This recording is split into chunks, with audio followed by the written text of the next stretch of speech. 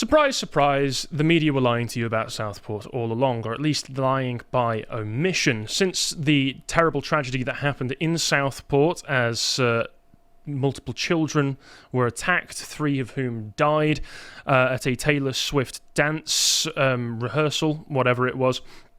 We'd been told by the media that this had nothing to do with Islam, no terror-related threats whatsoever, but news has released as of yesterday, which seems to suggest that they were withholding a lot of information. In fact, they were guaranteed leaving out a lot of information, as were the government colluding to mislead the public, as always. Now, I've got to be careful with this segment because, of course, the trial has not gone ahead yet. The procedures are still ongoing, and we do not want to say anything that might prejudice the trial, nor do we want to say anything that could be considered as a form of libel. So when I'm talking about this, you'll have to understand that I cannot outright state anything definitive about Axel Rudakabana before he is sentenced or before he is found guilty or not guilty.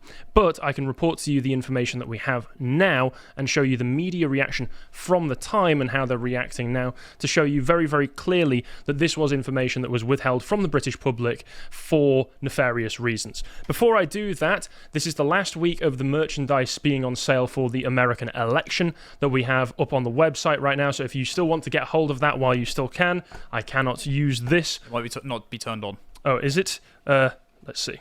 There we go. There we go, yes. So you can get that on the website. We've got fight posters, we've got other posters, the art of the grill, we've got mugs available. So please pick these up while you still can and support the audience. They have already been selling fast, so people really love this. You can join in too. So the information that was released yesterday was that the Southport killer is being reported here. Axel Rudakabana has been charged under the Terrorism Act after police found that he downloaded an Al-Qaeda training manual and produced the deadly poison ricin. Now, as we'll find out, the training manual itself was something called the Military Studies in the Jihad Against the Tyrants. Being reported as an Al-Qaeda training manual, I believe you can actually find this on the US Air Force website, and I think it's more of a US study into their tactics. Either way, it is a manual that has within it tactics that have been used by terrorists to commit terrorist offences and terror atrocities. And so the fact that he had that in his possession is telling enough as it is, because then he went and acted, presumably on the advice that he found in there, or perhaps acted... You can say he acted without it, but I think the information that we have now shows that he might have done. And similarly, ricin, deadly poison, interesting that he was manufacturing and producing that, given that he was a second-generation Rwandan migrant with, as far as I'm aware, no history of chemistry understanding. I find that very strange that he was able to produce that in the first place. There is some of this information that has left us with far more questions than we have answers now, even on top of the questions that we already had. Well, if I might pose some further questions, to put it in perspective about ricin, I spoke to someone who knows someone who has worked for a long time in the UK Armed Forces and dealt with chemical warfare, and they said ricin, if released in a controlled environment in a small room that isn't very well ventilated, could easily kill a couple of hundred people. This would be very similar to the sarin gas attacks on the trains in the 90s in Japan, where lots of people were disfigured, and the like by the Aum Shinrikyo cult. So that was his intent. Whether or not he could have actually manufactured the amount, he clearly wanted a mass casualty event. And the other thing, the questions that are raised is, so if this Al-Qaeda training manual is available on the US website, we need to know whether or not he procured it from there. Because if he didn't procure it from there, he either procured it from a hard copy source given to him by USB. It was a PDF that they found at his home. So, like you say, it could have been off of a PDF downloaded off a different website. But I have seen some reports that you are able to get it just online very, very easily. Yes. So if he got it from one of those easy online sources, that makes sense. That should be put out there already to stop speculation.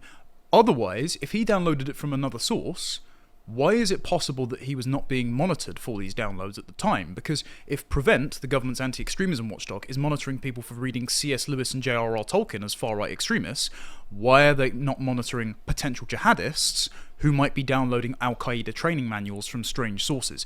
This question still has not been resolved. Well, you've preempted something that I was going to point out at the end of this, but we might as well mention it now, which is that there has been a report into Prevent that has not been released to the public yet. It requires an inquest, but this was following the David Ames murder that happened at the end of 2021. A report was done in 2022 to find out why it was that Prevent failed to catch this guy before he was able to go and murder anybody.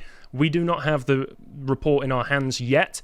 I think the family of David Ames are putting in an inquest so that they can get that released to the public. But the information that we do have is pretty damning regarding how Prevent deal with genuine jihadist and Islamic terror threats that are already in our country. More and more of the potential threats come to our shores every single day, whether through illegal or, sad to say, legal migration as well. And the Prevent, the organisation that was set up to prevent this, are woefully inadequate and continually fail.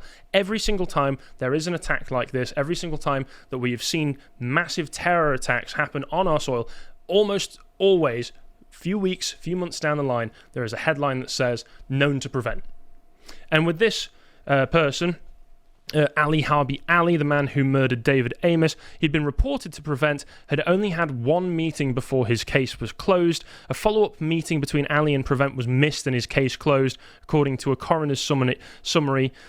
The family were told that it was shut down to an admin error. What's very important to note as well is that the report we do have from 2023 from William Shawcross said that despite 80% of counter-terror police's open cases being Islamic in nature, despite 38,000 people on MI6's terror and MI5's terror watch list being Muslims, only the largest number of Prevent referrals by ideology was far right, again, reading C.S. Lewis, at 22%. Muslims were smaller. A greater number is in this nebulous category of personal mental health and family difficulties.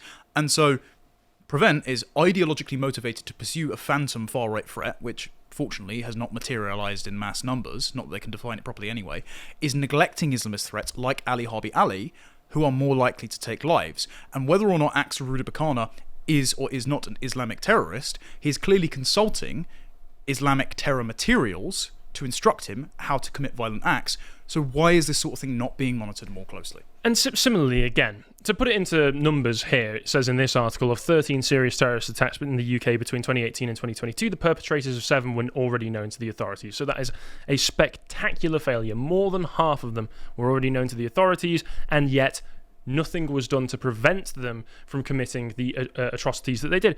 But on your point there, what we know about terrorists is very, very few of them are able to operate as lone wolves by themselves. They often operate as part of a larger group or on behalf of a larger group. Now, my question with this regarding the ricin that was found at his home, is we know one thing that's been reported so far, that it was found. Now, some of the reporting is saying that he produced it, but as far as I can tell, there doesn't seem to be that much evidence saying that he produced it, so it was found. I do not suspect that this man was capable of producing ricin by himself. Perhaps he was. If he wasn't, were there more people involved in this? Who were these people? Is anything being done to track them down and bring them to justice right now? We have so many questions. But what we do know is that the government has, of course, been colluding with the media to try to prevent a lot of this information coming out. We have information right here. It's been reported that Southport suspect's killer's case was delayed to be after the Tommy Robinson rally at the weekend, presumably to prevent any sort of riots being stirred up, and they were probably worried about that the same way that the riots happened immediately after this happened. And the information that's been found here, because they've had this information for a very, very long time. Since the 29th of July, as far as I know, which is when they searched his house. Yes, Ruda Cabana was arrested on the 29th of July, and it's saying that after they searched his house, it was in early August. Now, early August, that's when they were made aware of it, but I imagine that the investigation of his house, searching it, would have happened on the day or the day after.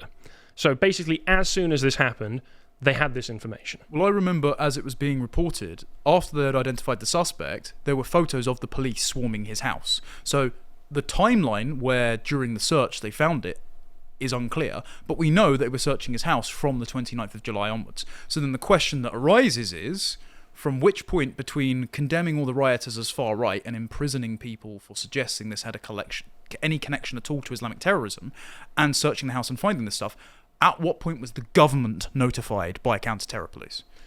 I would be shocked if it was anything other than as soon as possible.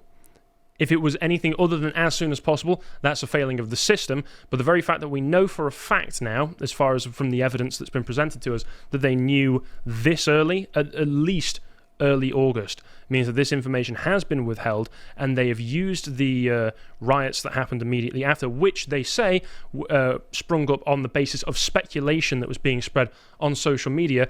By not releasing this information, they allowed the environment for this speculation to spread. They created the vacuum that allowed for rumours to be spread, and it seems that those rumours, while many of them incorrect in terms of the name of who did it before the name was released, seemed to have a bit more weight behind them, because at the end of the day, we can recognise patterns at this point.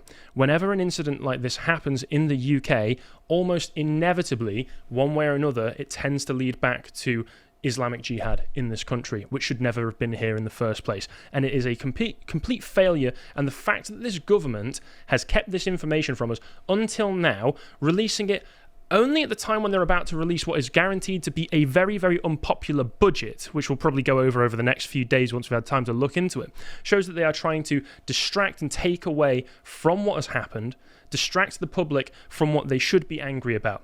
Because while I'm not saying that you should go out and riot, I am saying that you should be, and have every right to be, furious about the way that this government has handled it. And if this government had any kind of spine, any backbone, any honour whatsoever, Keir Starmer and the rest of his cabinet should be standing down and apologising profusely to the public. Well, Yvette Cooper got up at the dispatch box and said that it is misinformation and Islamophobia to suggest it has had anything to do with Islam. Now, we do not know if Axel Rudabakana was a Muslim convert. We don't know that. You cannot assert that. We do know that he was inspired by Islamic terror training manuals. So, to suggest a link to Islam is not misinformation, it's not prejudicial, and she lied at the dispatch box because she must have surely known by then that there was this link. There's no way the Home Secretary wouldn't have been briefed. And even if you think, okay, well, we don't know exactly when they were told this.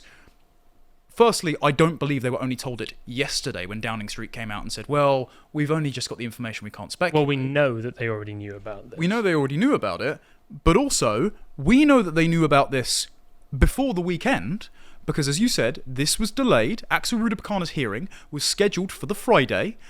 Guido Fawkes noticed it had been taken, unannounced, out of the schedule.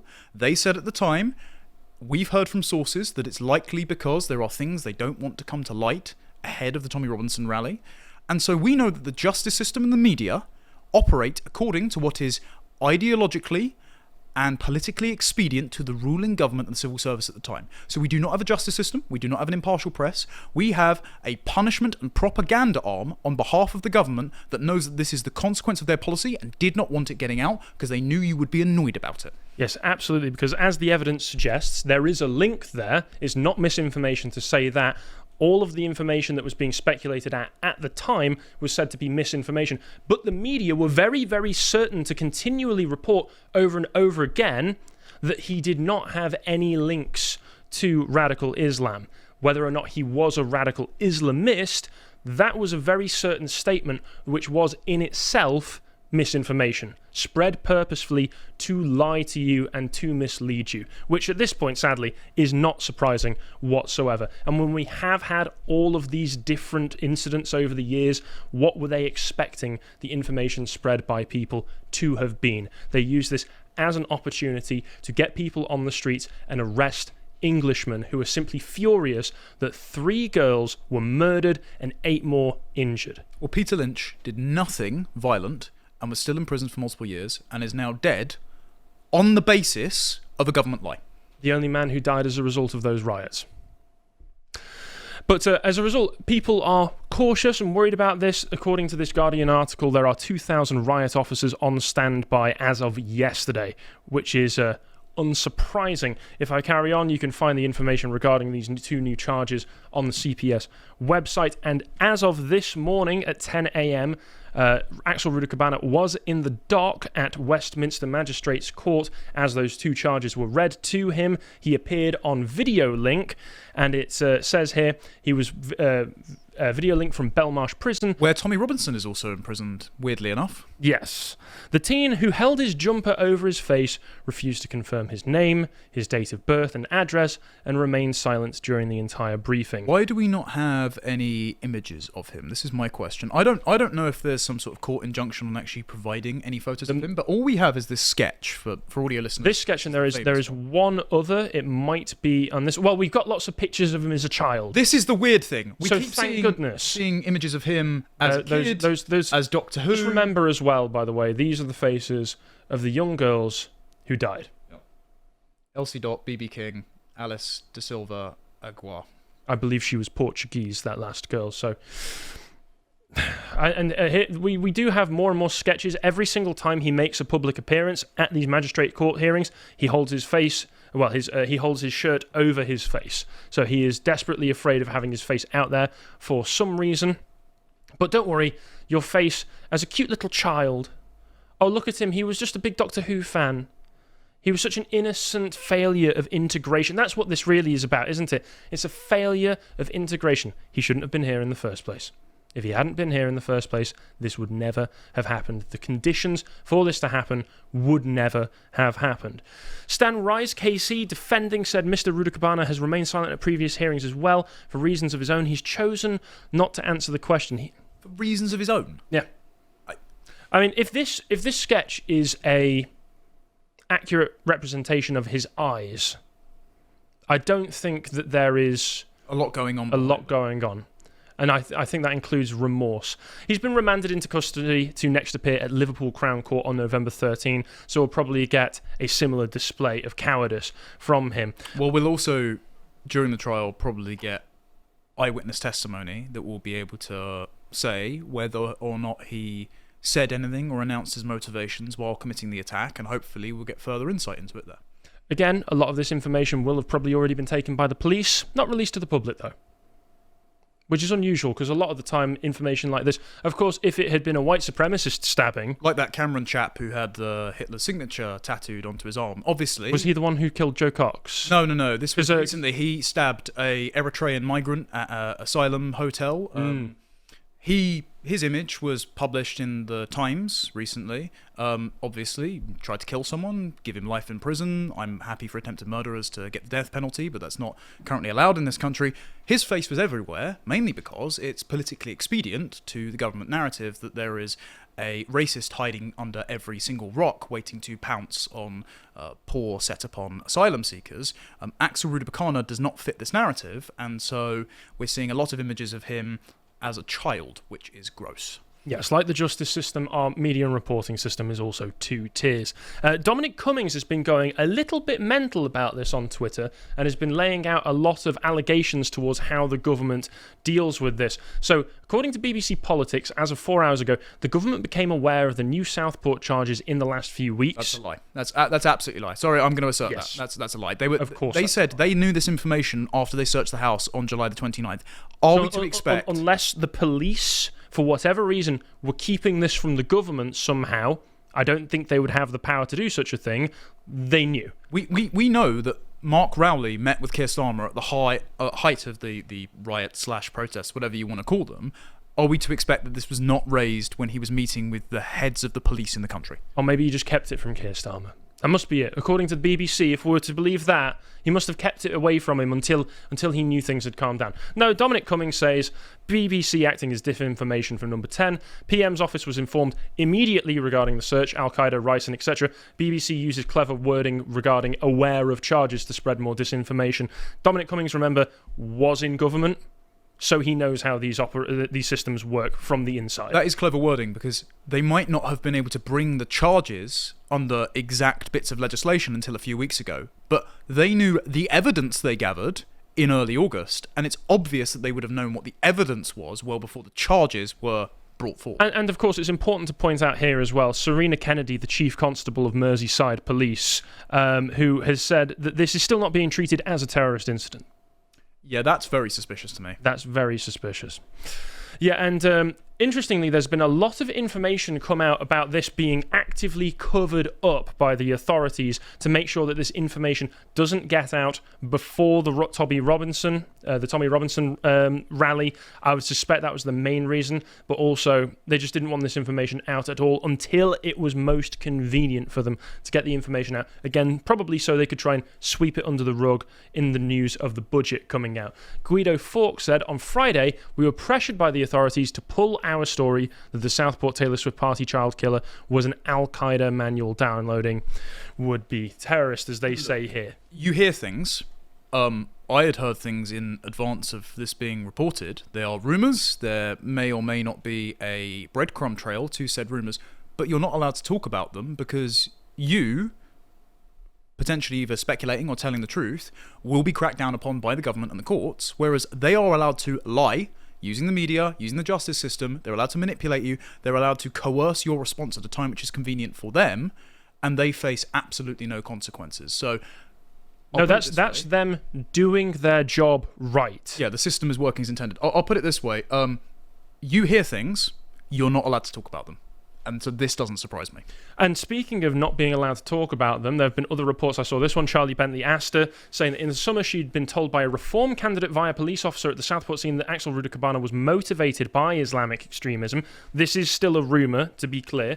We could not proceed to publication because we could get no other whistleblower to corroborate what we had been told. Still wanted to inform the public that this had been alleged, but was told the climate was too volatile to receive speculations.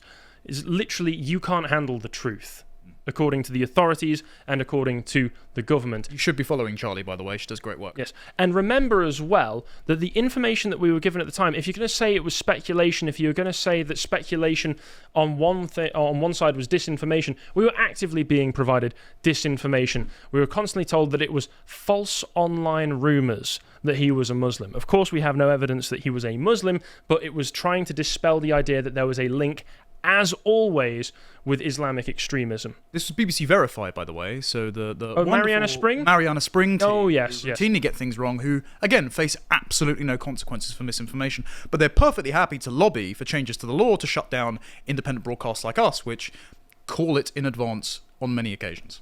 Yes, and here's a reminder. We were shown, as we know, pictures of him as a child at Doctor Who. We were screamed at to refer to him as British, denounced any relevance to his second-generation status. It's a Christian country. He was a Welshman. No, we were told, because Rwanda is predominantly Christian, pay no attention to the genocide in the 90s, which isn't in the Bible, he must therefore be a Christian. Now, not only is that a logical fallacy... Also, he was born in Wales, so he's Welsh, so who cares anyway? Yeah, all of these things have been proven false. So, is anyone going to retract? Is anyone going to be made to pay consequences for misinformation? Which, if you spread misinformation online and it leads to real-world harms, for example, a mass Muslim mob going out and occupying a roundabout, slashing the tyres on a Sky News van, beating up a pub goer and lacerating his liver, if you do that and it leads to real-world harm, under the Online Safety Act, that's a crime under Section 10. Will Nick Lowles or Dr. Shola or any of these people who may have fallen afoul of that be held to account? I'm not holding my breath. No, of course not. Someone who won't be held to account was Suleiman Ahmed, one of the most disgusting fifth columnists in this country, spreading active disinformation. Remember that this is a man who has spread active disinformation trying to deny that there are Pakistani grooming gangs in this country, trying to downplay the crimes that were committed. He was saying that the Southport killer, Axel Rudakabana, was a choir boy from a devout Christian family. This was a news story spread by the Daily Record as well, saying, will the Islamophobic right attack churches now? So this is an individual commenter, yes, but also he was spreading news that had been spread by the Daily Record. That's the paper that decided to smear Bow, if I'm... That's the one that had his face on the front cover, wasn't it? And we've got that issue proudly in the office because that is a nice little trophy there. Bushra, Nick Dixon's done a great job screenshotting some of these. Good lad. Bushra Shaikh saying, friend of the show, not Bushra Nick, friend of the show, love him, follow him if you can. Yeah, don't follow Bushra Shaikh, she's a demented Islamist. She said, seriously, stop with the conspiracy theory that the Southport suspect could be a Muslim convert, but the authorities are concealing it. We get it, you hate Muslims. Again, all of these people, foreigners to our land, actively trying to downplay the righteous anger that many Englishmen felt at yet another disgusting attack on our people. Similarly, Dr. Shola, of course, 17-year-old Southport murderer, black British Christian, born and bred in the UK. Nothing to do with Islam. Directly there. Nothing to do with Islam. Well, that's now a lie. That's a lie you're going to be retracting, Dr. Shola. Yeah. How are these statements any less certain than the things that people were charged for saying on social media that also were considered to be wrong at the time? That were generated by, as well, a Pakistani national who mysteriously escaped getting any charges, which was very strange. That was interesting. I wonder why that happened. Dan Hodges was another one. Oh, interesting bit about Dan Hodges that I learned. Oh, yes. Turns out Dan Hodges was the source on Hope Not Hate working with UKIP. Really? Yeah. Of that isn't course. out there yet, but now it is. Oh, of course. Saying that this was just a far-right lie spread by far-right agitators. It's a documented fact. And then just outright saying as well to one of his replies, this wasn't a terrorist attack. Well, again, it's not being charged as, but we don't know that yet. The evidence is pointing in one direction. We can't say for certain. But this is a very certain statement that you had no evidence to make. But of course, he's not in prison. We had people at the time, such as Sir Lindsay Hoyle, saying that we needed to start to crack down on social media misinformation, threats, and intimidation. So, of course, the government trying to use it as another reason to crack down on internet censorship on sites like Twitter, where this information gets spread. What about all the demented Islamists that were projecting from the river to the sea on the Elizabeth Tower housing Big Ben while you were doing the ceasefire vote, Sir Lindsay? And then you were saying you were worried about MPs getting murdered. But obviously, you don't want to name the constituency most likely to murder you, like Ali Harbi Ali, or again imported crazy stabbers like Axel Rudikabana, because then that would implicate all of your policies that you have endorsed for the last couple of decades. You're a coward who's getting people killed. Yes, and LBC were running bits at the time where they were interviewing Muslims, where they literally did the norm joke. Think of the innocent Muslims. Think of all of the innocent Muslims that could get smeared with this. And of course, the media is still lying to you because as of this morning, our favourite LBC presenter, James O'Brien.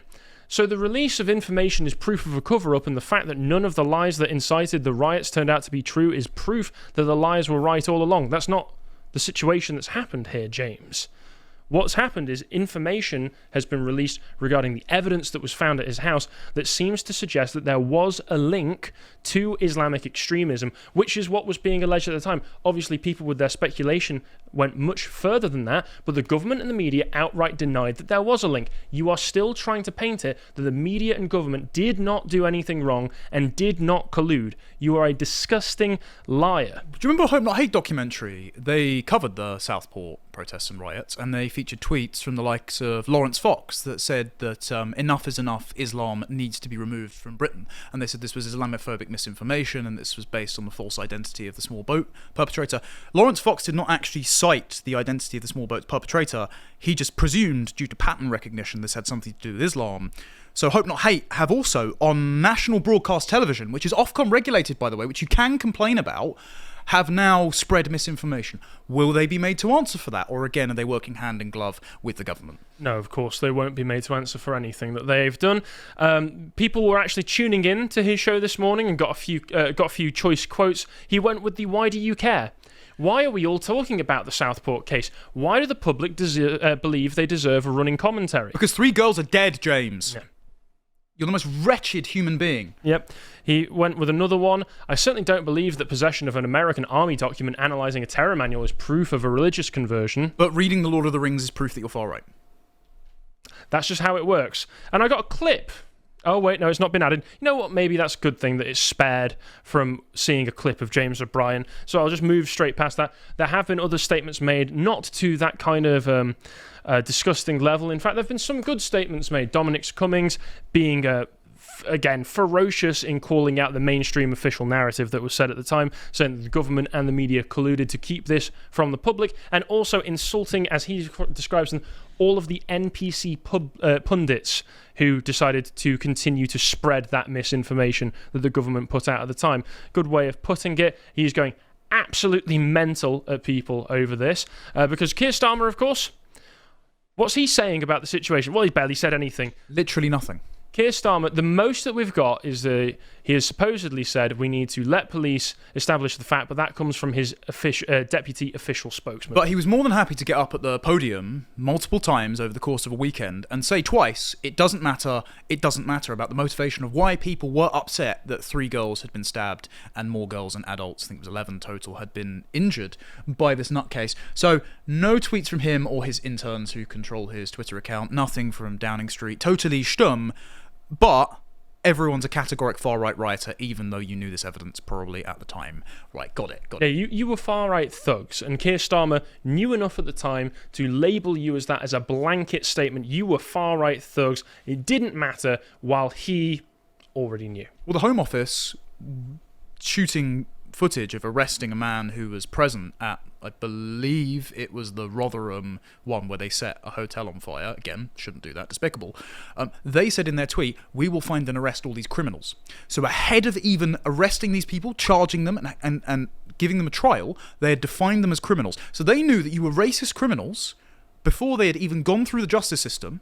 But this, we've got to wait to establish the facts. We absolutely didn't know this until interesting. Today. From the James O'Brien clip that we weren't able to watch, he said, people need to understand that the wheels of justice move slowly. Well, not if you were at a public gathering against the murder of 3 children. Not if you're Peter Lynch. Not if you are someone that disagrees with the Labour government they have worked day and night to mobilise the courts against and convince you to plead guilty to sometimes charges that you yourself could have gotten off from because you didn't commit them. And sometimes charges that there is video evidence of you being arrested without having committed the charges that you were accused of. And then dropped into a prison where Sky News commentators will say Asian gangs will give you a warm welcome, meaning they will attack and potentially kill you. Because, of course, what actually happened there was that the police, by my estimation, as far as I could tell, seemed to be just basically picking up anybody who was nearest to them to bump up arrest numbers and then intimidating them into pleading guilty to charges that they were not guilty of. What does Keir Starmer have to say of any of this? Well, he says, we're going to we've got a new budget. We're going to rebuild schools, hospitals and roads, and we won't shy away from tough decisions. We're investing in the country. We've had 14 years of decline. This is a huge day for Britain. We're going to rinse you to pay for the bed and board for more of these foreign criminals. Yeah. Nothing. Absolutely nothing. Nigel Farage put out a statement saying that perhaps he was right all along. Let's watch a bit of this. The TV has gone off for us. There we go. I asked some questions saying, please tell us the truth. Stop the online speculation. Well, it's taken a long time to find out more about the individual. He's now been charged, believe it or not, under the Biological Weapons Act because the police have found ricin in his home. He's been charged under the Terrorism Act, alleged to have downloaded Al-Qaeda terrorist materials. But the murder of the girls and the serious injury of the others, that is still being treated as a non-terror incident because they don't know what the motives were.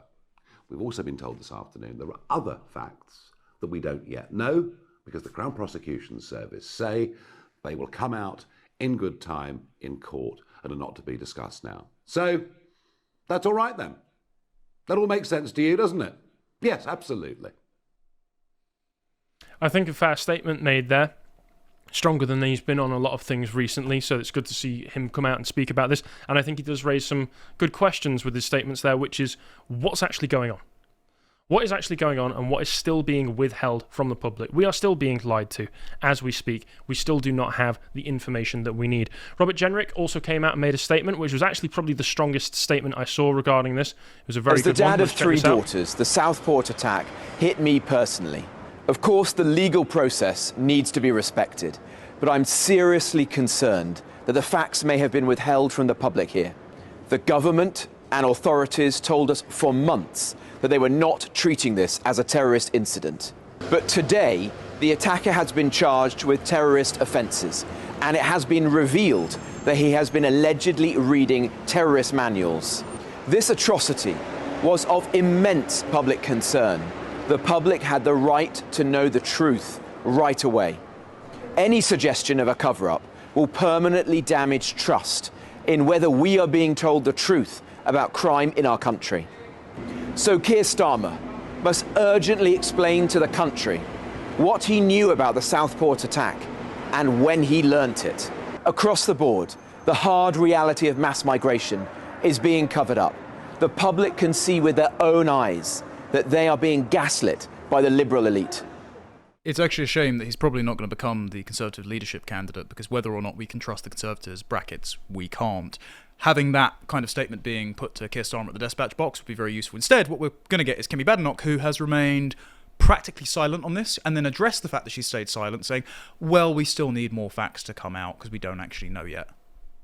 Pathetic. That is a pathetic statement. Obviously, we need more facts, but we know that there is a lot of facts that are being held from us, which would make the case even more damning to the government, and that's why it's being kept from us. Obviously, Keir Starmer, budget. What did David Lammy have to say? Nothing. Nothing he had. Oh, we've got Kremlin disinformation. What about the disinformation coming from your own government, David? Nothing to say on that whatsoever. There is some good news, that which was that one of the men who supposedly began the rumours that were going around about it being a Muslim attacker has been cleared of trying to incite racial hatred. This was Mark Heath. He has been cleared, so great for him, but that doesn't make up for all of the other people who were supposed keyboard warriors posting on Twitter, getting put in prison for multiple years, and let's not forget as well, there he is, Peter Lynch. So the government has as much blood on their hands with Peter Lynch as Axel Ruder Kabana does. A lot of this could have been avoided had they have just prevented, say, murderers and Islamic terrorists, whether or not he is, of his kind, coming into the country, and instead, they're going to keep coming in, we're going to keep paying for it, you will be imprisoned, you will be gaslit and called far right if you raise concerns about this, and we still don't have answers to all of the outstanding questions regarding the Southport massacre. I hope you appreciated that segment from the podcast The Lotus Eaters, and if you want to see what else we're doing, you can follow Connor's series, Tomlinson Talks. Here he talks about how hope not hate might have broken the law. And if you want to see what else we're putting out, you can always follow us on Twitter. Thank you very much for watching, and goodbye.